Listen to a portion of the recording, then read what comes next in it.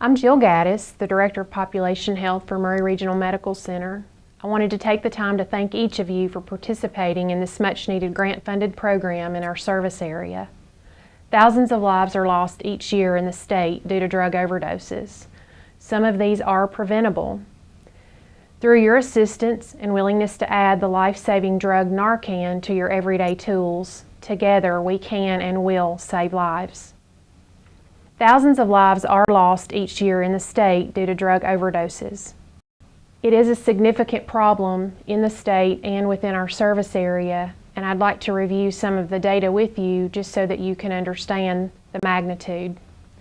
On this slide, you can see that 4 out of 6 counties in the primary service area measure in the highest risk bracket for death rates due to drug poisoning per our Community Health Needs Assessment that we conducted in 2013. Note that the red area on the dial in each county indicates that the county has a high incidence of drug poisoning compared to the average in the state. On slide 3, you can see a letter that actually came out in August of 2015 stating our Tennessee drug overdose statistics. The most recent state statistics for drug overdoses in 2014 show that 1,263 people died from a drug overdose in our state. This number continues to rise year after year and outnumbers deaths related to motor vehicle accidents, diabetes, and pneumonia and the flu. So you can see that this problem needs action. With that, I'm going to turn the program over to Amanda Schatz. She's a training officer and a paramedic for Maury Regional Medical Center. So what are we going to learn today? Today we're going to talk about the significance of drug overdose in Tennessee. So Jill's kind of touched on how important it is and what a huge impact it's had in our community. We're going to review the Good Samaritan and Narcan laws. So what is going to protect you when you administer these drugs? We're going to talk about how opioids work, common ones that you will see, and different risk factors that you will see in overdose. Some different signs of overdose. So what's the difference in over-medicated versus overdose? We're going to talk about the compliance with emergency regulations and what's going to happen after you administer these meds. So what is the law that's going to protect you? The Narcan Rescue Act was put into effect on July 1st, 2014. This is meant to protect you when you're administering this in good faith to a person that you believe to be suffering from an overdose. And this is going to protect you from civil prosecution. So why are the police and fire service so important for this Narcan administration? Often you're going to be the first ones on scene of an overdose. Oftentimes you're already familiar with these people from other interactions. These are high-risk populations. Police and fire are often able to build communication and connections with these social groups, and they're able to make a public impact on their health. Overdose is a true crisis, and police can be a vital resource for prevention and treatment. What are opiates? Often they are prescribed for both short and long-term pain medication, so they may have started these as a prescription and then it furthered into an addiction. These are going to be blocking the pain receptors in the body, so what happens is they're not able to feel that pain later on. Their body gets used to these drugs and then they need more to get more of a significant high. In higher doses, they act on the body's breathing, so it will slow down the respirations and often can cease the respirations. Opiates. What are some common ones that you'll see in the field? Codeine, heroin, fentanyl, these are all some things that you will see. Oxycodone, a lot of these you're probably already familiar with in your line of work. Heroin has become a big thing on the scene lately. So Narcan is not going to work on other drugs such as Valium and Xanax. So if you administer it to them and this is not what they've taken, then there should not be any other effects on them. We're going to see an increase in heroin overdoses, and we already have in the recent years, as you can see from the statistics that we've given you. So what are some common risks that you're going to see? A lot of times these people are going to be getting out of rehab situations, so they're already used to a high dose. They've been without this drug for a long time. They're going to re-administer it at that high dose and then overdose. A lot of times you will see absence of respirations or a slowing of respirations. Oftentimes they could be released from jail as well. They may be mixing substances, or if they're buying this product off the street, it's often laced with other things. Regardless of why it occurs, Narcan may be a life-saving administration. What's the difference in over-medicated versus overdose? Over-medicated, you're often going to see them sleepy, drowsy. They may have difficulty staying awake, but you are able to wake them up. Confusion, slurred speech, or intoxicated behavior. These are probably things that you are familiar with from encountering these people in the past.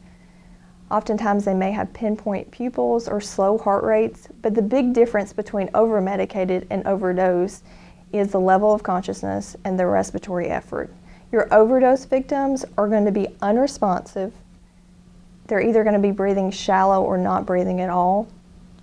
A lot of times you will see a color change, so they may be cyanotic, which means blue, or they may be pale. Often their pupils are pinpoint. They may have a slow heart rate and low blood pressure. Is an overdose suspected? The first thing we're going to do, if it is check a pulse. Do they have a pulse? If they do, we're going to administer the Narcan. We're going to look and see, do we need to give them rescue breathing? If we don't see a change within 3 to 5 minutes, we can repeat the Narcan and then continue rescue breathing. Once you've administered the Narcan, this is something that you will need to let EMS know. If there is no pulse, we're going to do 2 minutes of CPR or 5 cycles. We're going to administer Narcan, apply an AED if we have that availability, and then follow the prompts. Next, I'm going to turn this over to Tim Hobbs. He is a training officer with Maury Regional EMS, critical care paramedic. He's also a reserve officer with the City of Columbia. What is Narcan? Narcan is a trade name for the drug naloxone. Narcan is an opioid antagonist, which means it is used to reverse a suspected opioid overdose. It is provided for your use in a single-use pre-filled 4 mg and 0.1 ml solution nasal spray. So when do we use intranasal Narcan? What are the reasons for this? The primary reason is when you have a patient that has altered mental status or is unresponsive with slow breathing or lack of breathing, along with evidence of drug use by either a bystander reporting that they have used some sort of drug, drug paraphernalia, prescription bottles at the scene, or track marks, and or recognition of the opiate and opioid overdose signs and symptoms. Narcan lasts in the body about 30 minutes, but narcotics may last many hours. If this is only treatment that the patient receives, the Narcan may wear off and the patient may lapse back into unconsciousness again. So it is very essential to call EMS for additional treatment and for transport to the emergency department. Above all else, make sure that EMS is en route to your location. This video is the training video produced by Adapt Pharma, the manufacturer of the Narcan nasal spray product. Narcan nasal spray is not a substitute for emergency medical care. As with any drug, you need to be aware of important safety information concerning its use. Please see indications and important safety information at the end of this video. Also, please see accompanying full prescribing information in the use of this product. Narcan nasal spray is an emergency treatment for a known or suspected opioid overdose. The appropriate use of Narcan nasal spray can help you save a life. Narcan nasal spray is not a substitute for emergency medical care. As with any drug, you need to be aware of important safety information concerning its use. If you encounter someone who is unresponsive and you suspect an overdose, first shake their shoulders and shout their name. Kevin. Ask if he or she is okay. Hey, can you hear me? Check for signs of an overdose, unresponsive to touch or voice. Breathing is slow, uneven, or has stopped. Snoring, gasping, or gurgling sounds. Fingernails or lips are blue or purple. Administer Narcan nasal spray as quickly as possible if someone is unresponsive and an opioid overdose is suspected, even when in doubt, because prolonged respiratory depression may result in damage to the central nervous system or even death. Lay the person on their back to receive a dose of Narcan nasal spray. Remove Narcan nasal spray from the box. Peel back the tab with the circle to open it. Remove and review the printed quick start guide inside the package. Hold the Narcan nasal spray with your thumb on the bottom of the plunger and your first and middle fingers on either side of the nozzle. Do not press the plunger to test or prime the device. If you do, you will waste all or part of the dose of medication. Tilt the person's head back and provide support under the neck with your hand. Gently insert the tip of the nozzle into one nostril until your fingers on either side of the nozzle are against the person's nose. Press the plunger firmly to give the full dose of Narcan nasal spray. Remove the device from the nostril after giving the dose. After you have given this medication, seek emergency help right away. Narcan nasal spray is not a substitute for emergency medical care. I'm with somebody who stopped breathing. I think they've had an overdose. Move the person on their side after giving Narcan nasal spray. If possible, put their hands under their head and bend their upper leg forward. This helps prevent the person from rolling onto their stomach. This is known as the recovery position. Continue to watch the person closely. If they do not wake up or respond to your voice or touch, or if they do not seem to be breathing normally within 2 to 3 minutes, use a new Narcan nasal spray to give an additional dose in the other nostril. Acute opiate withdrawal symptoms may occur from use of Narcan nasal spray in patients who are opioid dependent. Symptoms include body aches, diarrhea, increased heart rate or tachycardia, fever, runny nose, sneezing, goosebumps, also known as piloerection, sweating, yawning, nausea or vomiting, nervousness, restlessness or irritability, shivering or trembling, abdominal cramps, weakness, and increased blood pressure. When the emergency is over, put the Narcan nasal spray back in its box and throw it away in a place that is away from the reach of children. In addition to watching this video, please read the quick start guide that comes with Narcan nasal spray before using it. Talk to a healthcare professional if you have any questions about how to administer Narcan nasal spray. Please read the indications and important safety information that follows. Store Narcan nasal spray at room temperature between 59 to 77 degrees Fahrenheit, 15 to 25 degrees centigrade. Do not freeze Narcan nasal spray. Keep Narcan nasal spray in the box until ready to use. Protect from light. Replace Narcan nasal spray before the expiration date on the box. Keep Narcan nasal spray and all medicines out of the reach of children. Indications: Narcan naloxone hydrochloride nasal spray is an opioid antagonist indicated for the emergency treatment of known or suspected opioid overdose as manifested by respiratory and/or central nervous system depression. Narcan nasal spray is intended for immediate administration as emergency therapy in settings where opioids may be present. Narcan nasal spray is not a substitute for emergency medical care. Important safety information: Narcan nasal spray is contraindicated in patients known to be hypersensitive to naloxone hydrochloride. Seek emergency medical assistance immediately after initial use, keeping the patient under continued surveillance. Risk of recurrent respiratory and CNS depression. Due to the duration of action of naloxone relative to the opioid, keep the patient under continued surveillance and administer repeat doses of naloxone using a new nasal spray with each dose as necessary while awaiting emergency medical assistance. Risk of limited efficacy with partial agonists or mixed agonist-antagonists. Reversal of respiratory depression caused by partial agonists or mixed agonists-antagonists, such as buprenorphine and pentazocine, may be incomplete. Larger or repeat doses may be required. Precipitation of severe opioid withdrawal. Use in patients who are opioid dependent may precipitate opioid withdrawal, characterized by body aches, diarrhea, increased heart rate, tachycardia, fever, runny nose, sneezing, goosebumps, piloerection, sweating, yawning, nausea or vomiting, nervousness, restlessness or irritability, shivering or trembling, abdominal cramps, weakness, and increased blood pressure. In neonates, opioid withdrawal may be life-threatening if not recognized and properly treated, and may be characterized by convulsions, excessive crying, and hyperactive reflexes. Monitor for the development of opioid withdrawal. Risk of cardiovascular, CV, effects. Abrupt postoperative reversal of opioid depression may result in adverse CV effects. These events have primarily occurred in patients who had pre-existing CV disorders or received other drugs that may have similar adverse CV effects. Monitor these patients closely in an appropriate healthcare setting after use of naloxone hydrochloride. The following adverse reactions were observed in a Narcan nasal spray clinical study: increased blood pressure, musculoskeletal pain, headache, nasal dryness, nasal edema, nasal congestion, and nasal inflammation. See instructions for use and full prescribing information in the use of this product.